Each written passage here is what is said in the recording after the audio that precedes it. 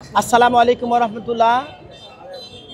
প্রিয় সাংবাদিক বন্ধুগণ, আমাদের নবাব ইউসুফ জান আব্দুল হাদিলেন জামে মসজিদে ৩৩ নং ওয়ার্ড বংশাল থানা,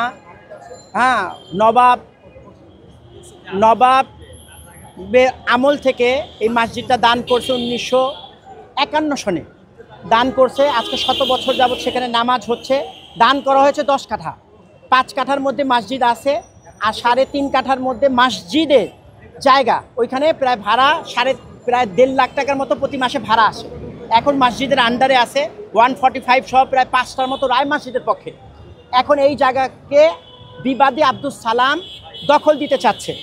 এখন তার এভিডেন্স দুর্বল।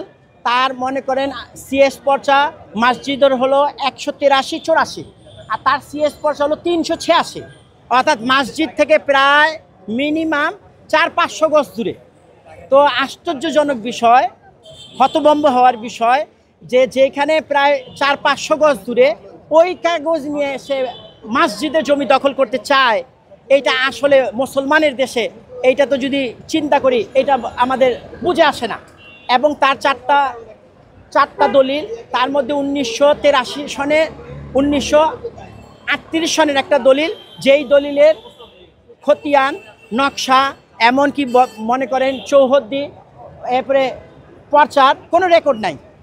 এরপরে পরপর তিনটা দলিলের মধ্যে সিএস পর্চা 386, তাহলে সিএস 386, মসজিদ হলো 83-84। তো সেই জায়গা সে কীভাবে দাবি করে সেটা বুঝে আসে না। আর মসজিদের 183-র মধ্যে মসজিদ আছে, 184-র মধ্যে যেই জায়গাটা মসজিদের বিল্ডিং নির্মিত আছে সেই জায়গার মধ্যে ভুলে ওই 4-এর জায়গায় ভুলে 2 হয়ে গেছে। এই সংশোধনীর জন্য কোর্টে মামলা চলছে এবং আরও প্রায় 3 থেকে 4টা মামলা চলমান, বিভিন্ন কোর্টের মধ্যে মামলা চলছে। এখন আমাদের এলাকাবাসী মুসল্লিদের অভিমত হলো যদি ওনারা পেয়ে থাকেন কোর্টের মাধ্যমে আসুক। কিন্তু দেখা যায় আশ্চর্যজনক বিষয় যে তার কোনো এভিডেন্স শক্ত না থাকার কারণে, তার অবস্থান না থাকার কারণে সে মসজিদের মধ্যে ফাইট করতে পারছে না, কোর্টে ফাইট করতে পারছে না। কিন্তু নিরীহ মুসল্লি যারা কোনো পদে কোনো দল করে না, আওয়ামী লীগ করে না, বিএনপি করে না, সাধারণ মুসল্লি, তাদেরকে এখানে জোর জবরদস্তি করে সে মসজিদের জায়গা দখল করতে চায়। বিশেষ করে আমরা শুনেছি, আমাদের কাছে অভিযোগ আছে যে এই যে কোরবানি ঈদের যে বন্ধ হবে, ঈদুল আজহার যে বন্ধ হবে, এই বন্ধের মধ্যে যখন ঢাকাটা নিরালা হয়ে যাবে, নিবিড় হয়ে যাবে, এর 3-4 দিন পরে তারা দখল দেবে এবং মসজিদ কমিটিকে হুমকি ধামকি দিয়ে মসজিদের ওই জায়গা ভাড়াটাকে খালি করাইতেছে। এবং আব্দুল সালামের ছত্রছায়ায় কিছু ব্যক্তি মসজিদ কমিটিতে ইনভলভ করে এবং ওই মসজিদ কমিটি দেখা গেছে এখন ম্যাক্সিমামই সালামপন্থী, যার কারণে যে মোটামুটি একটু শক্ত তাকে হুমকি ধামকি বিভিন্ন মামলার ভয় দেখানোর কারণে সভাপতি সেক্রেটারি সহ তারা মসজিদের পক্ষে মুখ খুলতে চায় না। এইটার জন্য আমরা ধর্ম মন্ত্রণালয়, স্বরাষ্ট্র মন্ত্রণালয়, ডিসি মহোদয়, এরপরে হলো ওসি সাহেব এবং পুলিশ কমিশনার বরাবর আমরা বিস্তারিত মামলার নোট সহ, আমরা সামারি সহ ওনাদের কাছে আমরা অভিযোগ করেছি। এখন এরপরেও তারা ক্ষান্ত হচ্ছে না, যার কারণে আমরা মানববন্ধন করতে বাধ্য হয়েছি।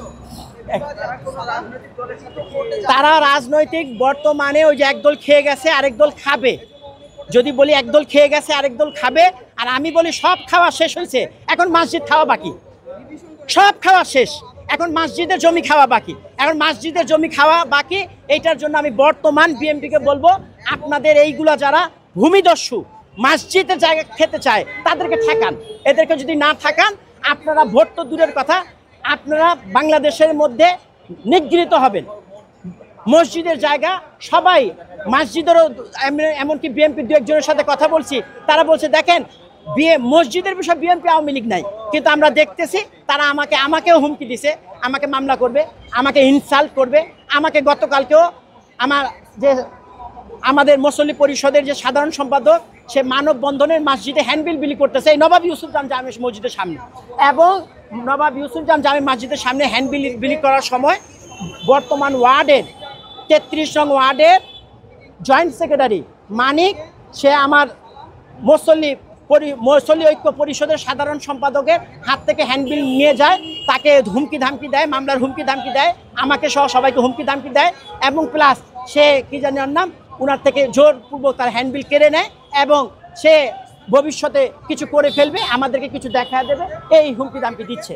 এইটার জন্য আমরা চাচ্ছি, আমরা সংঘাত চাই না, মারামারি হারানি চাই না, আমরা রাজনীতি মসজিদ নিয়ে পলিটিক্স চাই না, আমরা চাই আল্লাহ পাকের ঘর। আল্লাহ পাকের ঘর, অন্তত আপনারা ঘর নিয়ে রাজনীতি করেন না, ঘর খেতে আইসেন না, আল্লাহ পাকের মসজিদের জায়গা আপনারা খেতে আইসেন না, এটাই আমাদের অনুরোধ। এবং আপনাদের মাধ্যমে আমরা জোর আপত্তি জানাই যেন মসজিদের বিষয় নিয়ে দল মত নির্বিশেষে মুসলমান যে সেই যেন দাঁড়ায়।